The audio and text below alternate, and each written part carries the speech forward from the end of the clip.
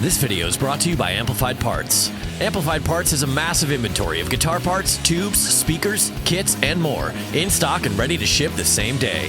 Upgrade your gear. Shop now at amplifiedparts.com.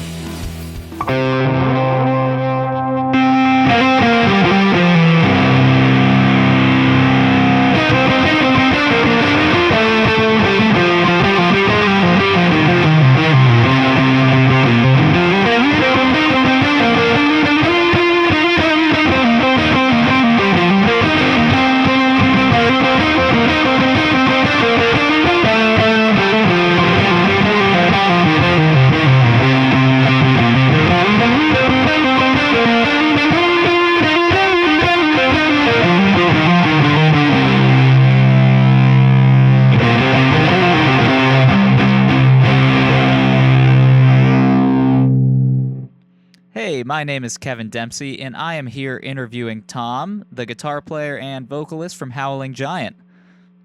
Hi, Kevin. How you doing, Tom? Good. Thanks for having me. So we're going to talk a little bit about gear today, and we could probably be here all day talking about gear, but I'd like to really highlight a couple things: the guitarist Tom uses, some of these amps we have in back of us, and then we'll go to the pedals on the board here. So why don't we start and talk about this guitar that you're holding right here? Yeah, this is a Reverend Volcano RA. It's pretty awesome. I guess I feel like I've always wanted to play Flying Vs. When you're a kid and you see someone rocking out. Totally. You got to play the Flying V. So, finally got me one, and it's been great. Definitely a lot of fun in the live setting. It's kind of tricky when you're sitting down, but, like we were talking about before, we'll just get the classical guitar kind of shred going on. Yeah. It's pretty cool. What kind of tunings do you use when you record with Howling Giant? Yeah, we tune everything in drop C, so everything's down a whole step, and then the lowest string is down an extra step. So, gives it that extra chunk. Super cool. Gives that extra beef to all those riffs, and I feel like drop C kind of warms up the sound in a way that's standard. Not just being tuned higher, but it almost sounds brighter, especially when recorded, when playing live. So drop C is warmer and thicker, and I think kind of blends between bass and guitar really nicely. Does that affect at all the gauge of string you choose to put on there? Yeah. So I used to use like 10 gauge strings through everything, but when I started playing in drop C, these are 12 gauge through 60 gauge is the lowest one. And I use Diodarios. I feel like they've been the most tried and true. But yeah, the 60 gauge is a beefy one on the end, but you gotta have it. Gotta have it for the doom riffs. And I assume, based on our conversation before, we were talking a little bit before we did this interview, and we were talking a little bit about pickups. Did you get that guitar as is, or did you switch out those pickups? Yeah, no, this is totally stock. This came with the rail hammer pickups by, I think, Joe Naylor is his name, who works with Reverend as well. They're awesome. On the low end, they have these two rails. That lets you kind of roll off what's called the bass contour knob, which is down here. Kind of tightens up the low end chunk. I could try to play through that in a second so you can hear what I'm talking about. These rails will kind of tighten up that bottom end. And then on the top, you have these big pins that are kind of giving your lead lines that extra beef. I think the problem with a lot of the rails when you're using just almost like a hot rail by DiMarzio or something, they sound really good for the chugging kind of stuff, but that top end is just like super bright and brittle sounding. So by almost like splitting the difference and keeping those pins, you're able to keep all of your lead lines really thick, and while your bottom end is still pretty tight from the rails. So I can kind of show you what that's doing real quick. Yeah, let's hear it. So here's with just everything open. I'm not using the bass contour knob. This is just the pickups as is.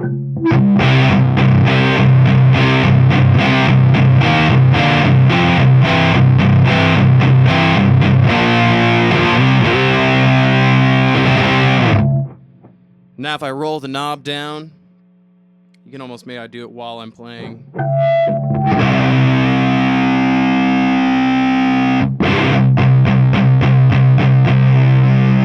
I know there's a lot of fuzz going on, so it might be hard to tell, but it tightens it up for sure.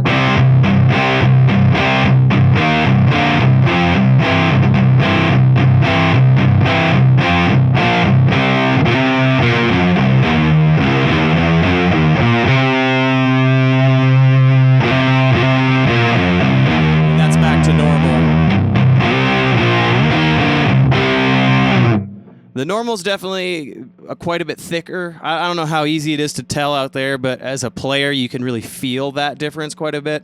I think once you're playing at super loud volumes like I am with all these different like dirt effects going on, it does a lot more for the feel for me, and it kind of gives me a little more kind of clarity. But that being said, there's something about just the wide open pickups that I prefer to the tightness of it. I almost kind of want the constant like almost splatty feeding back sound. It just makes a bunch of extra, kind of noise, which is a cool thing sometimes, I think. And this, I assume, because you're holding it here, is your main guitar as far as recording and touring with Howling Giant? Yeah, this is the main recording guitar and the main live guitar. I have the Les Paul out as well because I wanted to give it a little love today. But this Les Paul is a 1980 standard that feels so good. I always like to travel around with an extra guitar, make sure I have something else on hand, whether you're breaking a string or if you just want to switch it up. When I'm playing or writing, it feels nice to just kind of change up the feel every now and then. So I will switch back and forth between them, but I would say like 80% of the time I'm playing the Flying V or the Volcano RA rather. And I feel like it might be nice right now because you're just showing some of the chugging capabilities on that guitar to maybe dip into some lead lines, and let's hear that high end a little bit. I'll just play. Who knows? I'll figure something out.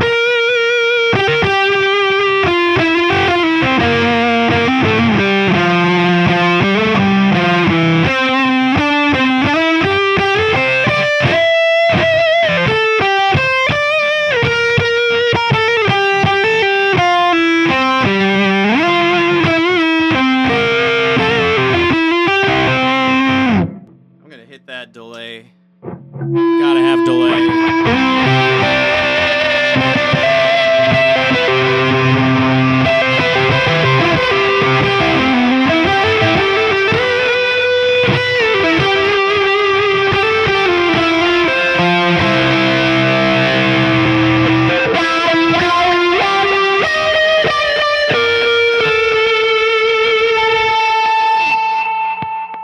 Yeah. It's a great sounding guitar. Yeah, it's definitely got a really kind of thick high end. Like I know that wasn't super high in register, but I like that. I really don't get too kind of ice picky of a sound like it can be. I know sometimes that sound really works with a band, but I like it to be almost a little bit on the thicker end of things. Do you find being in a trio that kind of helps too, just being able to fill your sound out a little bit more? Man, being in a trio is just easier in a lot of ways. I do miss being in a four-piece live band, and we actually might start bringing some keys into the mix, but especially being in other bands with multiple guitarists, it's just such a double-edged sword. It's hard to find your place kind of harmonically in a band when there are two mid-range instruments happening at the same time, two guitars. Yep. And then you have to worry quite a bit more about like being perfectly in tune with each other. You have to really coordinate your tones so that you don't just have the same tone. Yep. Like someone needs to kind of almost fall into that rhythm slot and have those thicker kind of sounds, and someone needs to be just almost that lead role and keep everything really bright. If you can figure out that balance, then that's totally cool. But notoriously as guitarists, I think I just want to do it all, So it's nice to just have that freedom in a three-piece to just like, I can play super thick and chunky, and then I can still go for the lead kind of solo and keep it all that creamy kind of sound. Let's just because I'm really feeling them behind me here, I feel like we should talk about both of these amps you got, and I guess we got a couple heads to talk about too. So where do you want to start? Yeah, I brought the extra Shaw. I figured we better have it because I use it quite a bit at home and use it for writing. But let's start with the one right behind you. This is a 1970 Marshall Plexi. Basically, I think it's the JP or JMP or something like that. But it's awesome. You can't really see from that angle, but I'm jumping the channels. It has the basically 4 input jacks, 2 of them being kind of a rhythm, bright and dark, and then like a lead kind of bright and dark. So I'll kind of jump those, which helps drive that amp, and it gives it even more breakup. By doing that, I can kind of blend the dark sounds of the amp with the bright sounds. being a Marshall, it kind of gets that really mid-rangey. It can get really bright, honestly, even with the rhythm channel engaged. That amp can just be super kind of squashed and bright, which sounds great in a live setting with a band. It's not a good practice amp. Like being at home just playing at low volumes, it just doesn't do what you need it to do. So to really get everything you can out of that, you have to just crank it up like super, super hot. At least that's what I've found. And those are hard to come by too. Is there anything you had to do when you got that amp as far as switching tubes out or modifying it in any way? Oh, I thought you ment like shady back alley deals. Oh no, it's just a What it's did a you Marshall have to Plexi. do to get this amp? Awesome amp. When I got it, actually, I had to switch out the transformer. I bought this from a place, and I don't know if they knew it, but someone had tried to switch out the transformer, and they did not really do a good job. It was pretty blown out. So I actually brought it to Kevin Shaw, the guy who built these two amps, and he did a full kind of, I don't know what the word I'm looking over. He did kind of an overhaul, just took a look to make sure everything was clean and wired correctly. We switched out to a Mercury Magnetics, whatever their like Plexi transformer is. So yeah, this isn't like a collector's piece Plexi, you know, with that mod and swap out.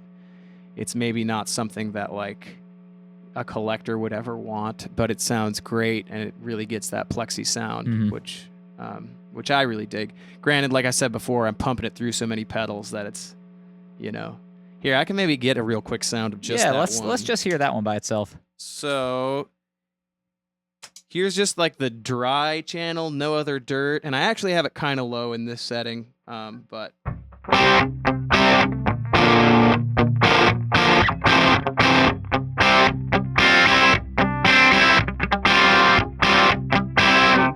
I'm a little odd tuned, but it really gets you that bright kind of. It's a very classic rock kind of thing. It's an awesome sound, yeah. But yeah, once I send it through the gamut, and we can talk about that more, but you get some dirt on it. This is almost a kind of an overdrivey first gain stage, which already gives it some nice chunk. And then I have it going through the hoof fuzz, which really squashes it. And on its own, it kind of sounds really squashed and angry, but the way I'm using my two amps, they kind of both fill a certain role. And this amp's role is definitely the kind of lead, mid-range kind of sound. And then the Shaw I actually use as like a really muddy, low-end, woofy sort of amp. Mm-hmm. So on its own, we'll take a look. Here's what that fuzz sounds like through it.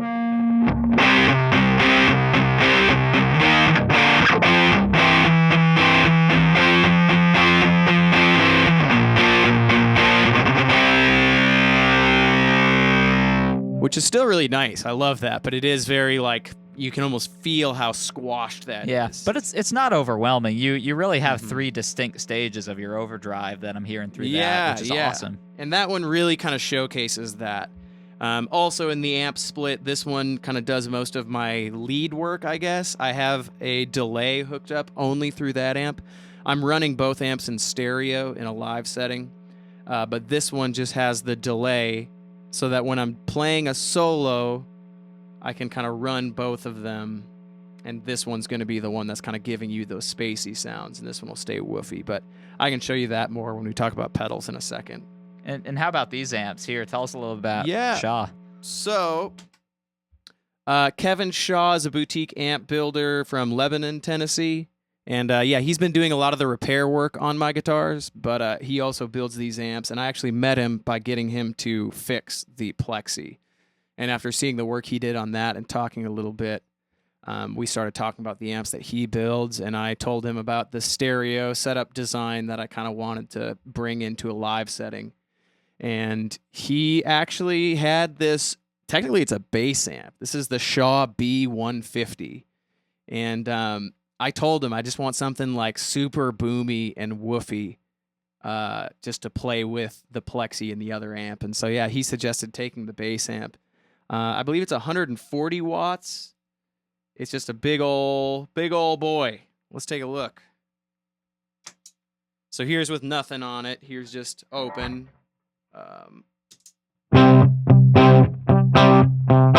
It's just super kind of clean, but like definitely a dark. Sorry, guys, I'm way out of tune.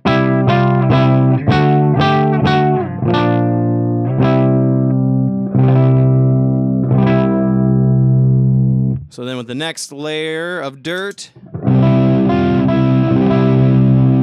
just super muddy, but just kind of helps fill out the sound.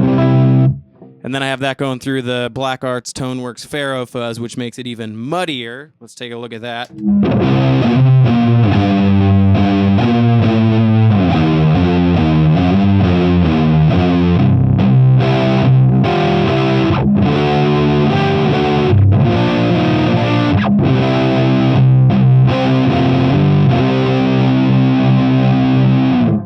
I like hearing that dirt with those happy chords in there too. Oh, It's a nice yeah. contrast. I play way too many major happy chords. We technically kind of fall into the, you know, stoner doom world of heavier music, and I feel like we just play way too happy of melodies to I like it though. almost make sense in there. But yeah, if these two amps are together, it definitely gives you the full kind of spectrum, which is what we were hearing at the beginning. But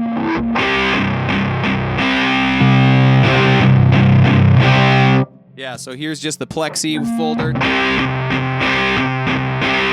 Here's the Shaw. And here's both of them together.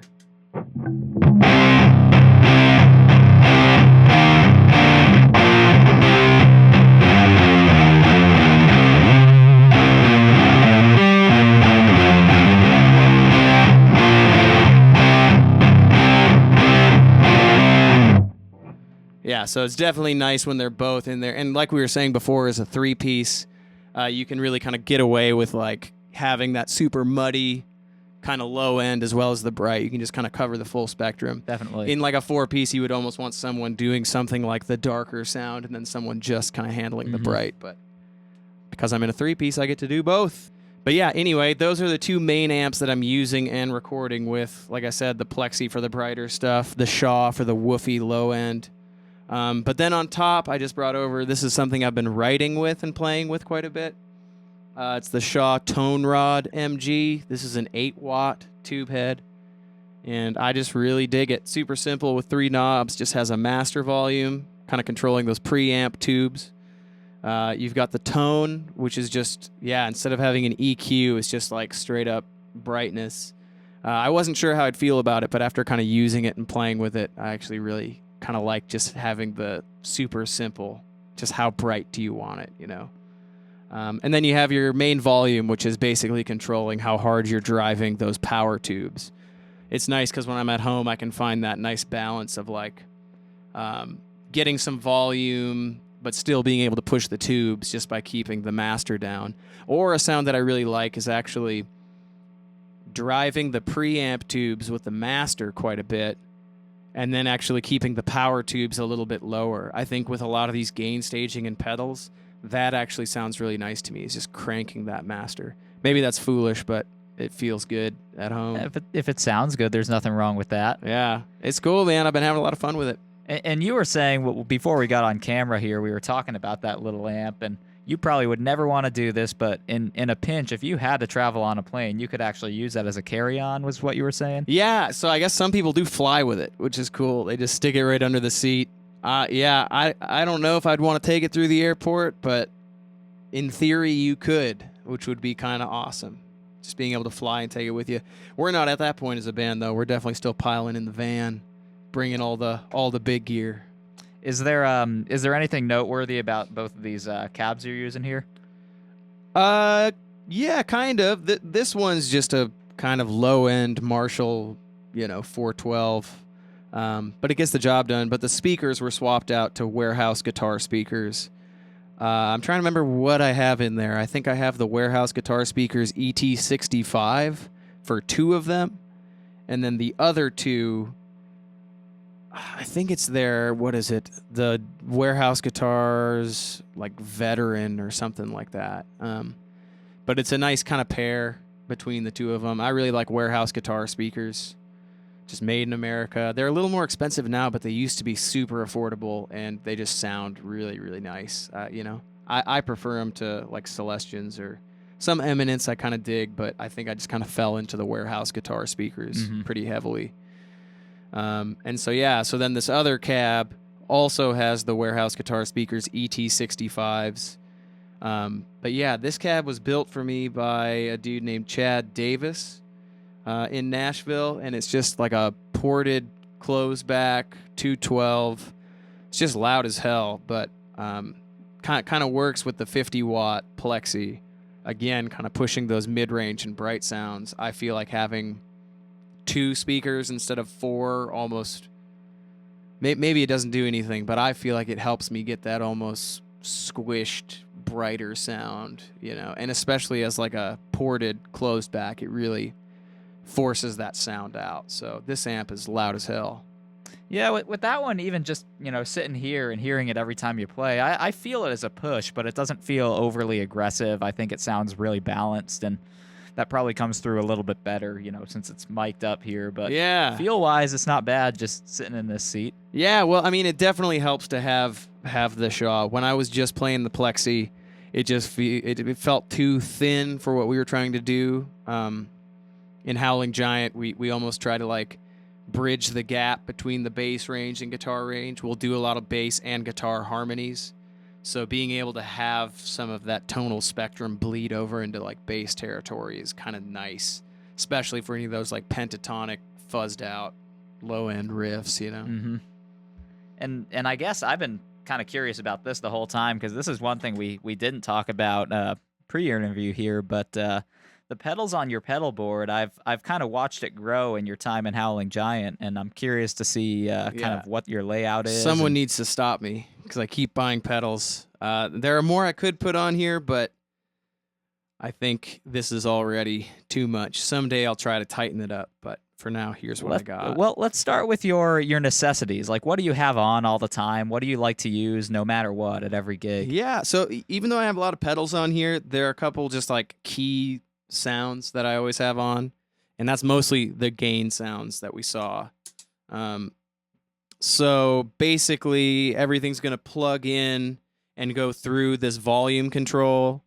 It's going to go through the wah, and then it goes through the Exotic Effects AC+. The AC+ is what gave it that first gain stage. So I would say that's the first like necessity pedal for the tone.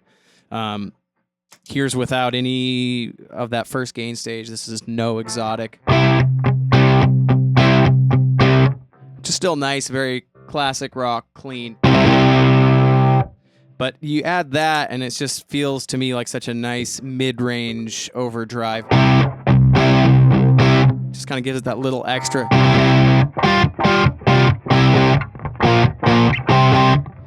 So I like to start to break up the signal with that. But then from there, it goes into the Big Shot ABY, which is actually what's splitting my channel.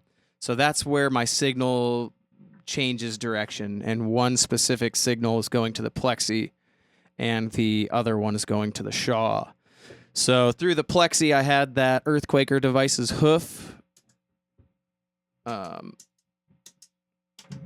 So here's that guy again. But then going to the other channel, I rock the Black Arts Toneworks Pharaoh Fuzz.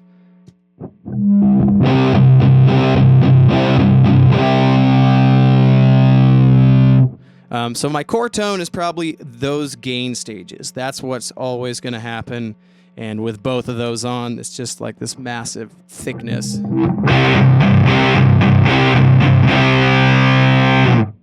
Yeah, so those are the core dirt stages. The one last thing that always happens is right here.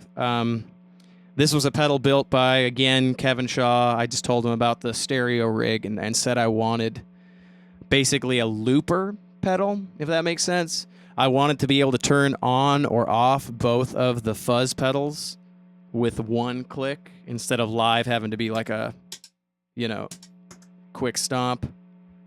If I just hit that one button, that's basically rerouting the signal path so I can avoid those fuzzes. or like reroute it. I was wondering about that. So basically, each one of those overdrive pedals is designated for a specific sound and a specific amp that you use, and often you'll blend both of them. Or Yeah. So I can blend both of those, but then where this pedal comes into play is just letting me turn them both on or both off. But yeah, they're very much designed to have different functions with my playing to kind of almost give that 4-piece guitarist kind of sound with just me controlling it. So yeah, that's what's pretty much always on. And then the only thing I really tend to manipulate from there are the types of like delays that I'm going to use for lead lines, and then if I choose to use like a wah pedal or not. And, usually the answer is yes. Yeah, well, that one I think I've always seen on your board. It's something that every guitar player should have. It's a big part of the sound in your scene for sure. Yeah, the Vox wah was the first pedal I ever owned after the Boss OD1. What is the classic orange? That's the orange one. I think that's that one they say is their distortion, and then the yellow one is their overdrive. Yeah. And I had the yellow one myself. You did? Yeah, I like that Man, one. I feel like everybody had the orange one. Like, did you ever? You never owned the orange? I think OD I one? saw somewhere in this house. I think I do now, actually, but I've never used it on a gig. I just kind of have it. It's a weird pedal. I feel like that was so many guitarists' like first distortion pedal, and I mean, I don't really like it per se, but I have been so surprised before to like actually hear some people like rock that really well. Oh, totally. And even 15 years ago when we both started playing, I think the pedal world was so different than it is now. We are, just looking at this board here, we're kind of in a golden age as far as new pedals go. Well, pedals are just so fun, man. It's so easy to fall into just wanting to collect them. Like when it comes to fuzz pedals, I just want to keep buying them. The other one I have on here that I actually don't use much live is the Russian Big Muff. That is just such a rad and iconic fuzz pedal. I actually have that running through so that it can be pumped through both amps. Here, let me play that real quick, just on its own. It already sounds like a jet plane's coming in.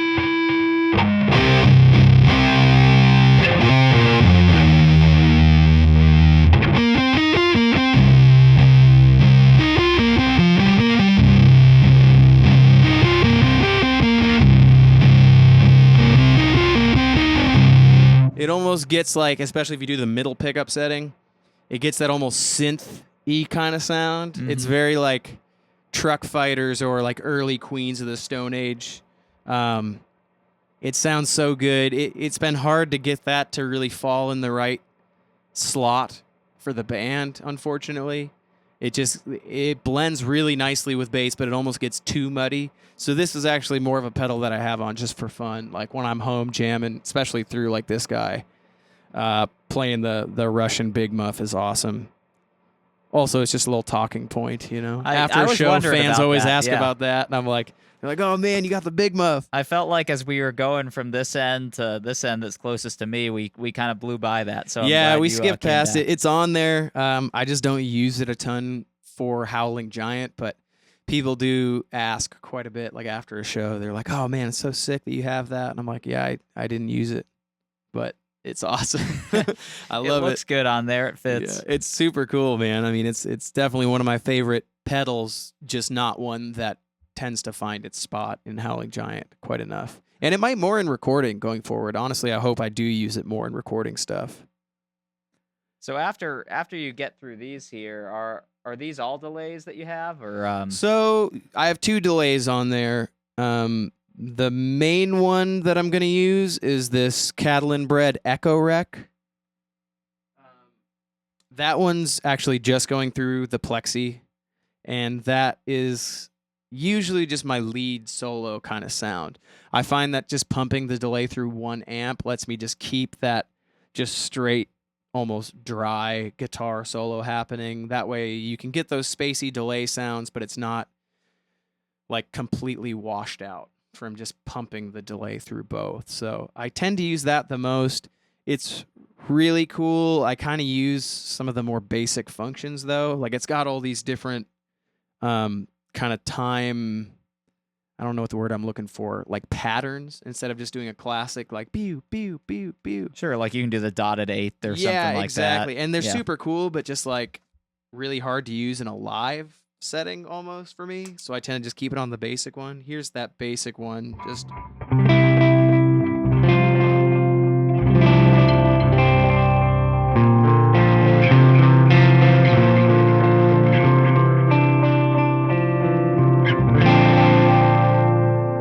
it's really nice and washy. And that was actually through both amps. So it's, you know, it's kind of nice having just one not giving you the delay. Again, it's a balance thing.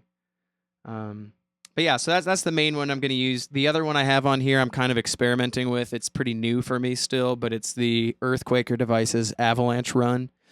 That one's cool because it's a reverb and delay, and it's really cool, but because it has both functions, I find it's even harder sometimes to not just completely wash out your sound. But it's really nice. I have that hooked up to this expression pedal, so I can kind of use the expression pedal to, I think right now I have it set to the feature that raises the actual delay in the mix.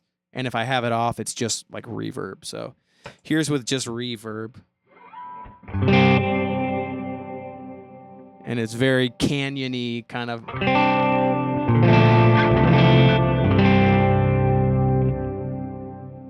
You can like hear that ring. It's through. almost like a church organ, Oh, you know, man, it's feeding cool. back at the...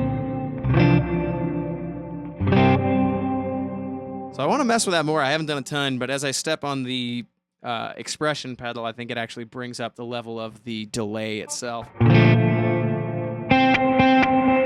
That's with it all the way down, so.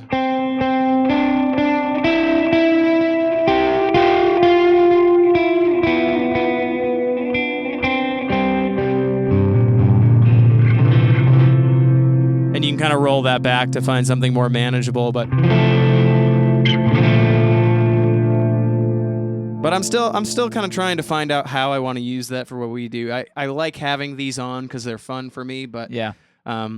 like I said, it's just I'm still kind of figuring out and learning how to use it in the full band, especially live setting. So, yeah. And I'm assuming the journey always continues for you with pedals. You're always going to be swapping some things out there. Yeah, I mean, I would love to say that I just got it figured out and nothing will ever change, but I think the addiction to collecting pedals just is going to be a thing that I always have to struggle with. You know, it's trying to buy Definitely. stuff and then swapping it out. And yeah, but that's the fun of it. Is there anything else you want to highlight about whether it's guitars, amps, pedals, gear in general? Man, I think that was pretty much everything we had going on. Yeah, that's pretty much the tone, start to finish. Yeah, just running both of these, and then, yeah, mostly just the pedal setup. I think that's it. It's great. Well, Cool. play us out a little bit. I want to hear more. Oh, man, I don't know what to play. All right. No pressure.